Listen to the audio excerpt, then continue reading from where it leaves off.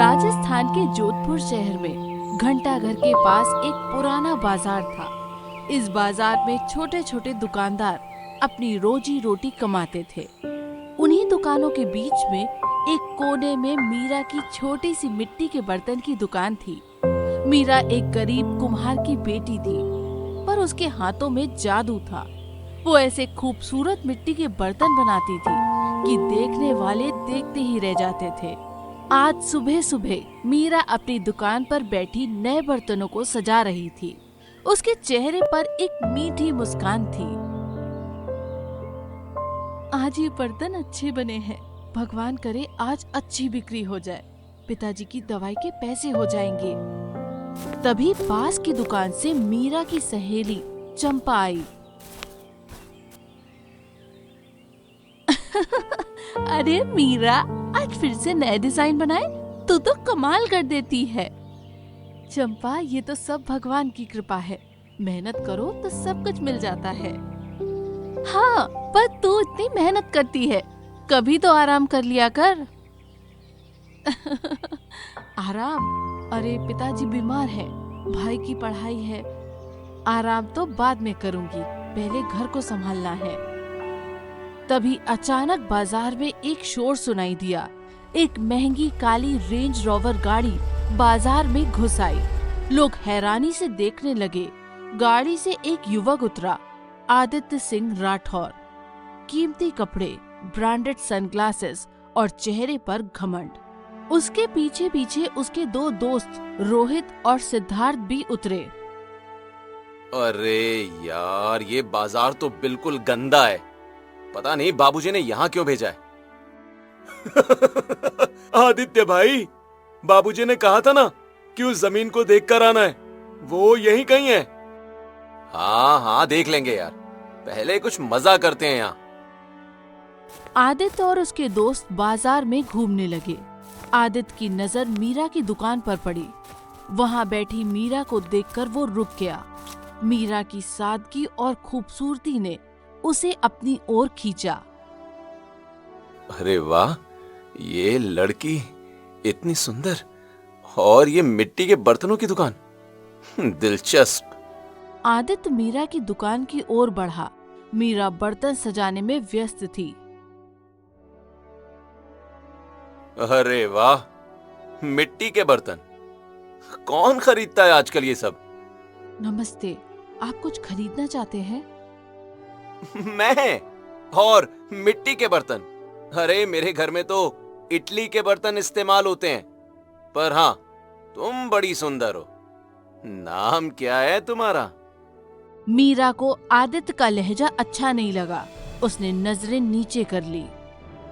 मेरा नाम जानने की जरूरत नहीं, अगर कुछ खरीदना है तो बताइए, नहीं तो। अरे अरे, इतनी गुस्सैल क्यों हो? देखो, मैं आदित्य सिंह राठौड़ हूँ, इस शहर के सबसे बड़े बिजनेसमैन सेठ रघुवीर सिंह का बेटा। तुमने सुना होगा। नहीं सुना, और मुझे जानने की कोई इच्छा भी नहीं है। क्या तुमने मेरा नाम नहीं सुना? इस शहर में कोई भी मुझे नहीं जानता हो, ये मुमकिन नहीं। रोहित और सिद्धार्थ हंसने लगे। आदित्य का अहंकार चोटिल हो गया। अरे आदित्य भाई, लगता है आज किसी ने आपको इग्नोर कर दिया। ए, चुप रहो रोहित। सुनो मिस, तुम्हारा नाम? मीरा। मीरा? अच्छा नाम है। देखो, मुझे तुम्हारी ये दुकान पसंद आई है, मैं इसे खरीदना चाहता हूँ। बोलो कितने चाहिए? क्या? मेरी दुकान? ये बिकाऊ नहीं है। अरे हर चीज बिकाऊ होती है मीरा, बस सही कीमत चाहिए। बोलो, 5 लाख, 10 लाख, क्या है कीमत? मीरा का गुस्सा 7वें आसमान पर पहुंच गया। उसने आदित्य की तरफ देखा। सुनिए मिस्टर, आदित्य या जो भी हैं आप, हर चीज पैसे से नहीं खरीदी जा सकती। ये दुकान मेरे पिताजी ने अपने खून पसीने से बनाई है। ये हमारी इज्जत है, आन है। और हाँ, इंसान पैसे से नहीं, दिल से जीता जाता है। दिल से? अरे ये फिल्मी बातें छोड़ो, असल दुनिया में पैसा ही सब कुछ है, समझी ना? आपके लिए हो सकता है, पर मेरे लिए नहीं। अब प्लीज मेरी दुकान से जाइए। आदित्य की इतनी बेइज्जती किसी ने नहीं की थी। उसका चेहरा लाल हो गया। वो गुस्से में वहां से चला गया। तुमने बहुत बड़ी गलती कर दी है मीरा। मैं आदित्य सिंह राठौड़ हूँ। जो मुझे ना कहता है वो पछताता है, याद रखना। आदित्य और उसके दोस्त गाड़ी में बैठकर चले गए। मीरा ने एक लंबी सांस ली। अरे मीरा, तूने क्या कर दिया? वो सेठ रघुवीर सिंह का बेटा है, बहुत खतरनाक आदमी है। मुझे परवाह नहीं चंपा, मैंने कोई गलती नहीं की। मैंने सिर्फ अपनी इज्जत बचाई है। राठौर हवेली शहर के सबसे ऊंचे टीले पर स्थित थी। विशाल लोहे के फाटक, संगमरमर के स्तंभ और दीवारों पर जड़े हुए राजपुताने के युद्धों के चित्र इस हवेली की शान और शौकत का प्रमाण थे। हवेली के मुख्य हॉल में रघुवीर सिंह अपनी विशाल कुर्सी पर विराजमान थे।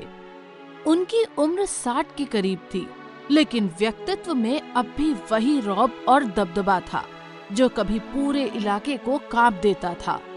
सफेद कुर्ता पैजामा, सिर पर लाल साफा और हाथ में महंगी इतालवी सिगार, यही उनकी पहचान थी। तभी तेज कदमों से भागता हुआ आदित्य अंदर आया। आदित्य, तू इतना गुस्सा क्यों है बेटा? जमीन देख आया कि नहीं? बाबूजी, जमीन तो देख आया, बिल्कुल सही है वो। पर इससे बड़ी बात यह है कि आज बाजार में एक साधारण सी लड़की ने मेरे साथ बदतमीजी की, मेरी बेइज्जती की सरेआम। क्या कहा? किसी ने तेरी बेइज्जती की? वो भी इस शहर में? कौन थी वो मूर्ख? नाम बता उसका। एक मामूली सी मिट्टी के बर्तन बेचने वाली लड़की बाबूजी। नाम है मीरा। बाबूजी, मैंने बस उसकी एक छोटी सी दुकान को खरीदने की पेशकश की थी। अच्छी खासी रकम देने को तैयार था, पर उसने साफ साफ मना कर दिया। और वो भी किस अंदाज में, जैसे हम कोई भिखारी हो। उल्टा मुझे ही उल्टा सीधा सुना दिया। बीच बाजार में लोग तमाशा देख रहे थे बाबूजी। दिलचस्प बात है ये तो। इस शहर में अभी भी किसी में इतनी हिम्मत बची है क्या? राठौड़ों को ना कहने की जरूरत। तो बता बेटा, अब तू क्या चाहता है? बाबूजी, मुझे उस घमंडी लड़की को सबक सिखाना है। उसे और उसके परिवार को ये अच्छे से समझाना है कि राठौड़ों से टकराने की क्या कीमत होती है। वो अपनी औकात भूल गई है। बिल्कुल सही कह रहा है तू बेटा, पर जल्दबाजी मत कर। हम उस लड़की और उसके पूरे परिवार को इस तरह से बर्बाद करेंगे कि उन्हें तड़प तड़प कर मरना पड़ेगा।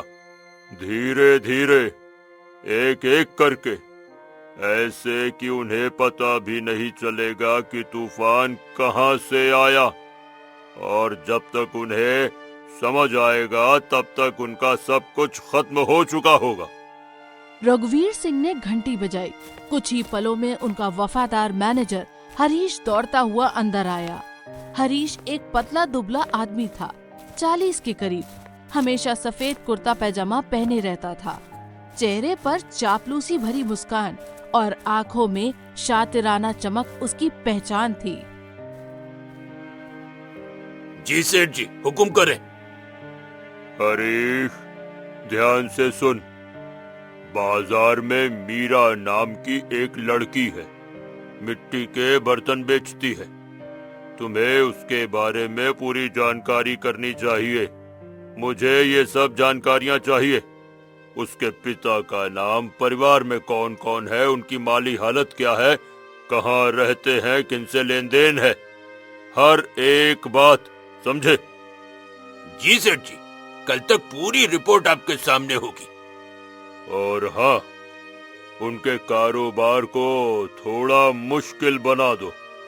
धीरे धीरे उनकी रोजी रोटी में अड़ंगे लगाओ, ऐसे कि उन्हें समझ ही ना आए कि हो क्या रहा है। समझ गए ना? जी सेठ जी, जैसा आप कहें। सब इंतजाम हो जाएगा। हरीश झुककर बाहर चला गया। रघुवीर सिंह खिड़की के पास खड़े होकर बाहर शहर की रोशनियों को देखने लगे। आदित्य अभी भी गुस्से में था, लेकिन अब उसके चेहरे पर एक क्रूर संतुष्टि की झलक थी। मीरा का घर बाजार से थोड़ा दूर एक तंग गली में था। मिट्टी की दीवारें, टीन की छत, एक साधारण गरीब घर। अंदर मोहनलाल खटिया पर लेटे थे, खांसते हुए। गीता चूल्हे पर खाना बना रही थी। राजू मोमबत्ती की रोशनी में पढ़ाई कर रहा था। मीरा दुकान से लौटी, थकी हुई, लेकिन चेहरे पर हल्की मुस्कान। पिताजी देखिए, आज अच्छी बिक्री हुई, पूरे 800 रुपए कमाए।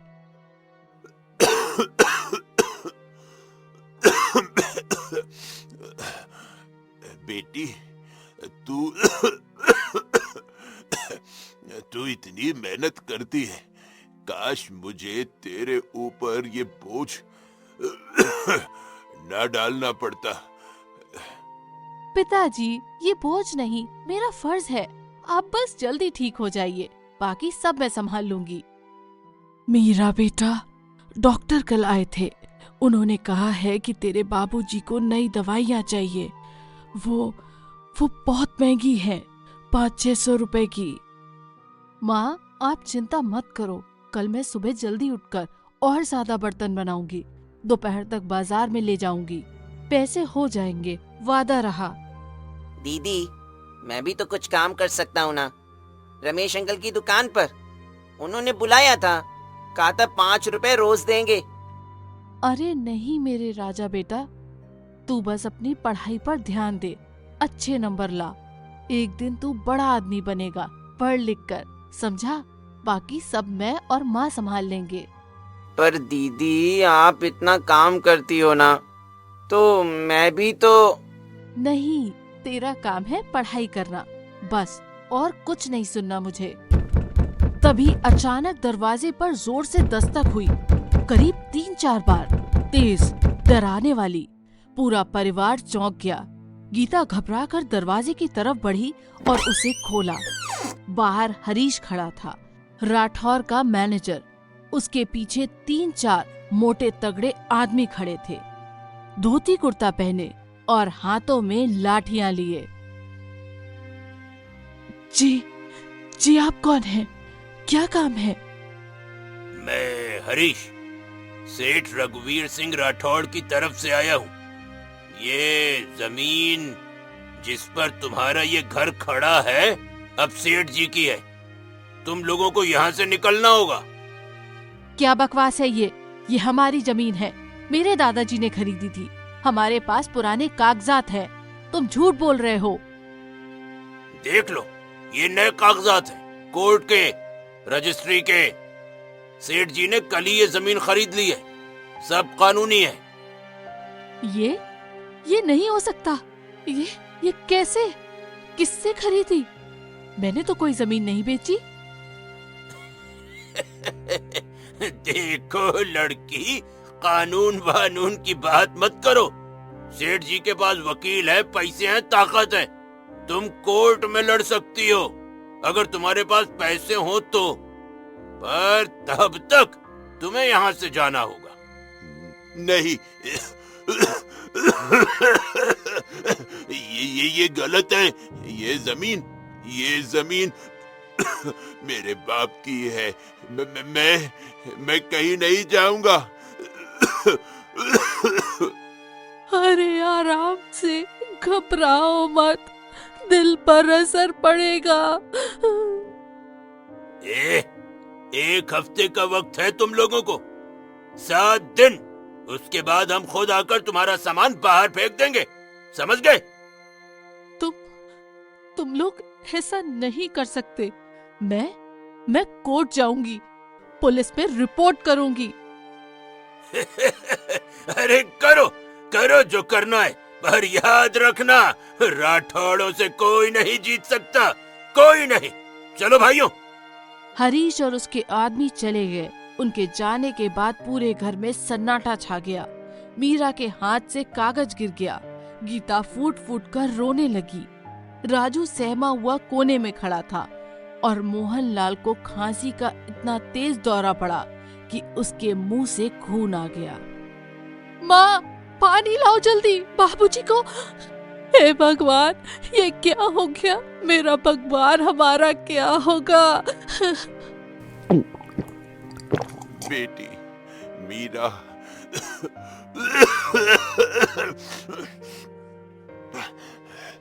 माफ कर दे मुझे।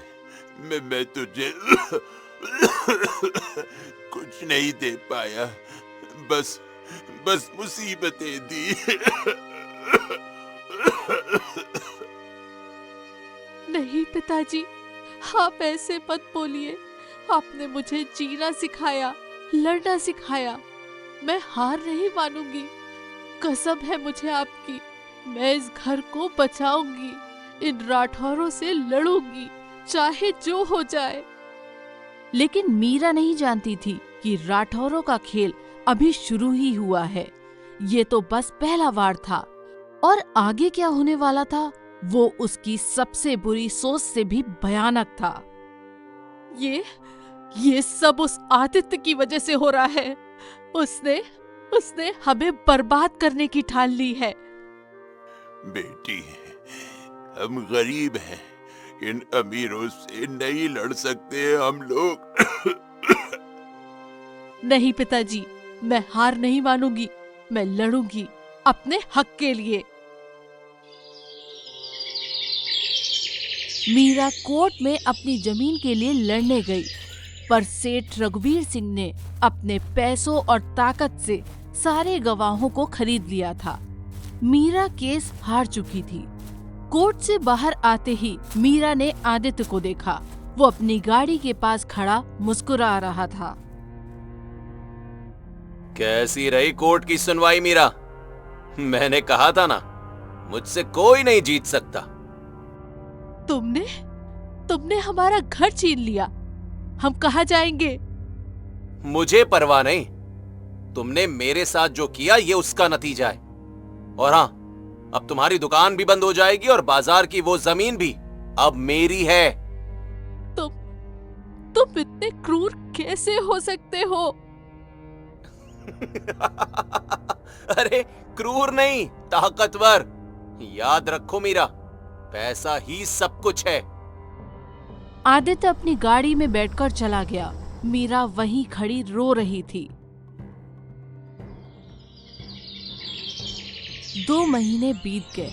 मीरा और उसका परिवार एक छोटे से किराए के मकान में रह रहे थे। मीरा अब मजदूरी करती थी क्योंकि उसकी दुकान छीन ली गई थी, पर वो हार नहीं मानी थी। वो मेहनत करती रही।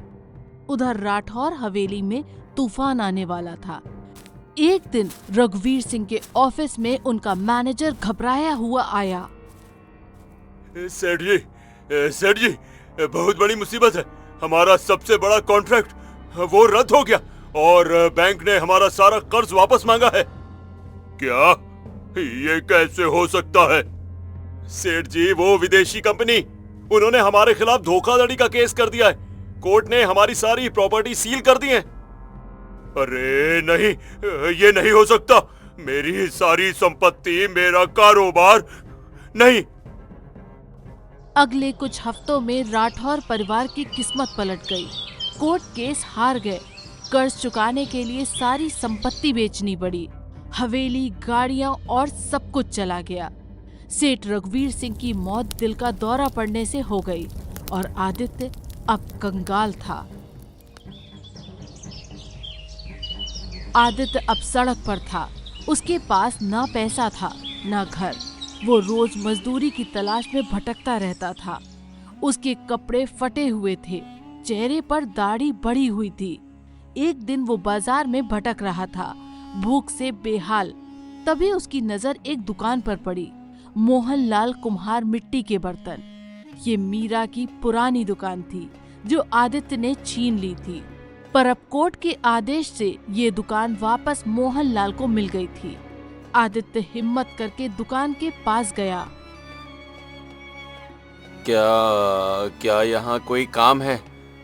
मुझे मजदूरी चाहिए। दुकान के अंदर से मोहनलाल बाहर आए। वो अब थोड़ा बेहतर थे। उन्होंने आदित्य को देखा। तुम तो वो आदित्य हो ना, सेठ रघुवीर के बेटे? जी हाँ, पर अब मैं कुछ नहीं हूँ। मैं बस भूखा हूँ। प्लीज मुझे कुछ काम दे दीजिए। तुमने हमारे साथ बहुत बुरा किया था बेटा। हमारा घर छीन लिया, दुकान छीन ली। जी मुझे पता, मैं बहुत गलत था। प्लीज मुझे माफ कर दीजिए। मैं मर जाऊंगा भूख से। प्लीज मुझे माफ कर दीजिए। मोहनलाल ने एक लंबी सांस ली। फिर उन्होंने अंदर जाकर मीरा को बुलाया। मीरा बेटा, ये आदित्य है। वो काम मांग रहा है। आदित्य, तुम्हारा क्या हुआ? मीरा, मैं बर्बाद हो गया मीरा। सब कुछ खो दिया हम लोगों ने। अब मुझे कोई नहीं जानता। मैं भूख से मर रहा हूँ। तुमने हमारे साथ इतना बुरा किया और अब? मीरा बेटी, गुस्सा करने का वक्त नहीं है।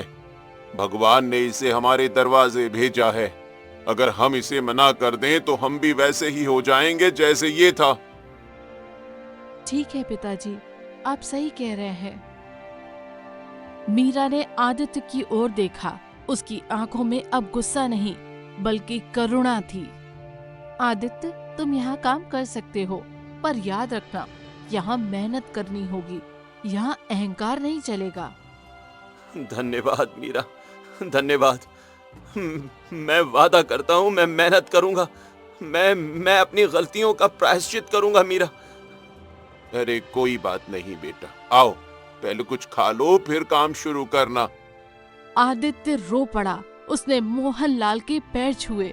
आज पहली बार उसे एहसास हुआ कि असली इंसानियत क्या होती है। आदित्य ने मोहनलाल की दुकान में काम करना शुरू किया। पहले दिन उसे मिट्टी के बर्तन बनाने में बहुत मुश्किल हुई। उसके हाथ कभी मेहनत के आदी नहीं थे, पर धीरे धीरे उसने सीखना शुरू किया। मीरा उसे सिखाती थी।